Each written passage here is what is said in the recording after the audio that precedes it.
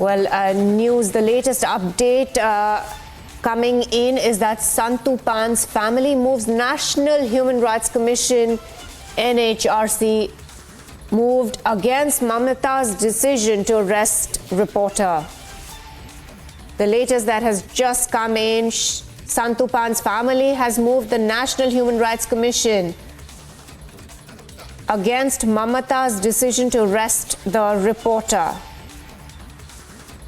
Let us remind you, viewers, our reporter, Republic TV's reporter Santu Pan, is under custody for the last 14 hours.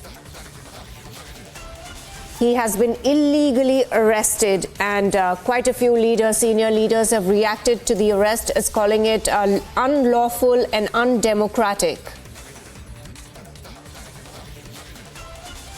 He was reporting from Sandesh Khali, showing the plight of women in Sandesh Khali. Right now, he's been taken in for medical treatment.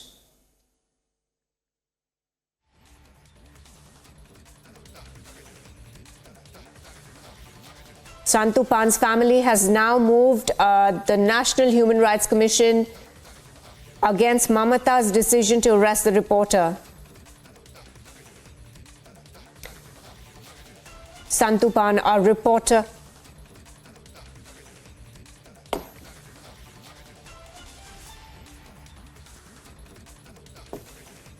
One more reporter arrested. Our reporter, Republic TV's reporter Santu Pan, has been arrested, and his family has moved the NHRC Commission. Another breaking news coming in, that NIA has sought details from state police about alleged human trafficking in Sandesh Khali. So far, no separate case has been registered. MHA hasn't issued any orders as yet.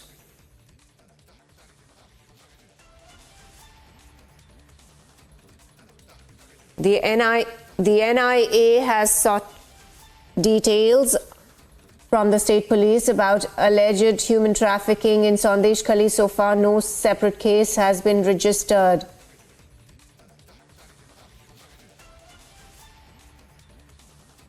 Our reporter Santu Pan is under police custody for over 14 hours now.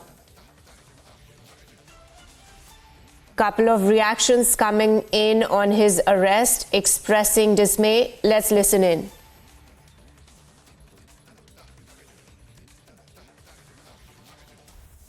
Yeah, police, pura police force under the leadership of Rajiv Kumar, they are functioning as a frontal organization of the Trinamool Congress. CRPC, IPC के अंदर काम नहीं कर रहा है. ये लोग का जो टैक्स पेयर का रुपया में सैलरी मिल रहा है, सब मिल रहा है, सब बेनिफिट मिल रहा है, फैसिलिटी मिल रहा है, लेकिन ये लोग काम कर रहा है टीएमसी का फ्रंटल ऑर्गेनाइजेशन के नाते. बंगाल का जनता टीएमसी ममता जी के साथ नहीं है, इसलिए पुलिस को देकर ये सब कर रहा है. कल एक पत्रकार, नेशनल चैनल का पत्रकार को भी अरेस्ट कर लिया. इसलिए आज हम लोग ब्लैक डे मना रहा है पूरा प्रदेश में.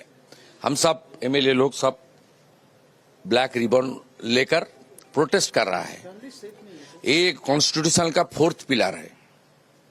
जिस तरीके से एक यंग जर्नलिस्ट काम करते हुए उसको अरेस्ट किया, जिस तरीके से उसका साथ दुर्व्यवहार किया गया है, कल रात को उनको खाना नहीं दिया गया है, उसका क्या था? उसका कोई कसूर नहीं था. उसका यही उसका खिलाफ इल्जाम है.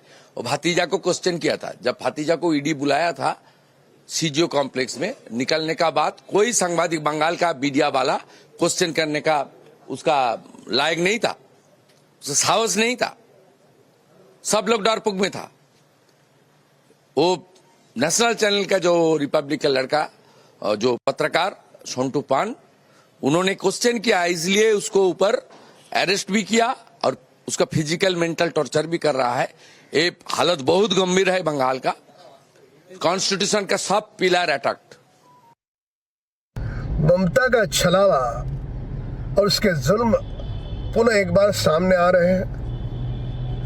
रिपब्लिक चैनल के पत्रकार को गिरफ्तारी, क्या कारण? कौन सा अपराध किया उसने? ममता बनर्जी की जो जुल्मी वहां पर सियासत है, जिस प्रकार से लोगों पर जुल्म ढाए जा रहे हैं, कानून और व्यवस्था पूरी तरह से वहां पर टूट चुकी है, क्या यह सारी चीजें दिखाना अपराध हो सकता है? इसी प्रकार का अपराध उद्धव ठाकरे ने महाराष्ट्र में किया था और उसको भोगना पड़ा, सत्ता से दूर जाना पड़ा। कलंकित होकर के उद्धव ठाकरे महाराष्ट्र से दूर भगाए गए। अगर ममता बंगाल की पवित्र भूमि में इस प्रकार से पत्रकारों को गिरफ्तार करने की अगर कोशिश करेगी तो एक दिन उद्धव ठाकरे का जो अश्रु हुआ वही ममता का भविष्य में होगा। पश्चिम बंगाल के संदेश खाली में हुई दर्दनाक मारमहत करने वाली महिलाओं के यौन उत्पीड़न और अमानवीय अत्याचारों के विरुद्ध कार्रवाई करने के बजाय बंगाल सरकार जिस तरह से निर्दोष लोगों को फंसाने में लगी हुई है, यहाँ तक कि पत्रकारों को भी नहीं छोड़ रही, ये बेहद दुर्भाग्यपूर्ण है। लोकतंत्र के चौथे स्तंभ पर इस तरह का हमला किया जाना ये लोकतंत्र की हत्या के बराबर है।